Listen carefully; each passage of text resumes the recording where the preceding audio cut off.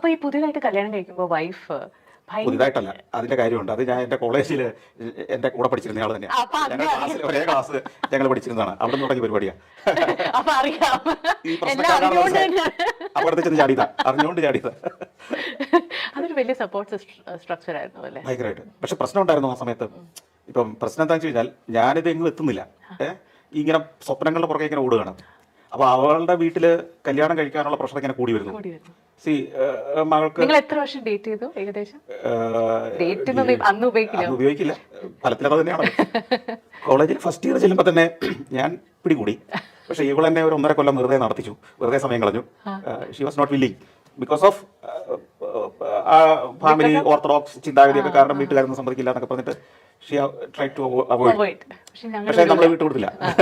നമ്മൾ പണ്ടും അങ്ങനെ ഒരു കാര്യത്തിന് ഇറങ്ങിയാൽ കൊണ്ടേ പോകുള്ളൂ, അങ്ങനെയാണ് നമ്മളെ. അപ്പൊ അതങ്ങനെ. അപ്പൊ അതുകൊണ്ട് തന്നെ കോളേജിൽ ഞങ്ങൾ ഒരേ ക്ലാസ്സിലാണ്. അപ്പൊ പിന്നെ എനിക്ക് വേണ്ടി എന്റെ സുഹൃത്തുക്കളെ പ്രശ്നങ്ങൾ ടേക്ക് ചെയ്യാൻ തുടങ്ങി. അപ്പൊ ക്ലാസിന്റെ ഒരു പൊതു വികാരമായി മാറി. ഇവരെ കെട്ടിച്ചടങ്ങുന്നു. പ്രൊഫസർമാർ വരെ ഇന്ന് സന്തോഷിനെയും നമ്മളെ കണ്ടില്ലല്ലോ എന്നായിട്ട്. അപ്പൊ വളരെ അക്കാലത്ത് ഒരു പോപ്പുലർ പ്രണയമായിരുന്നു ഞങ്ങളത്.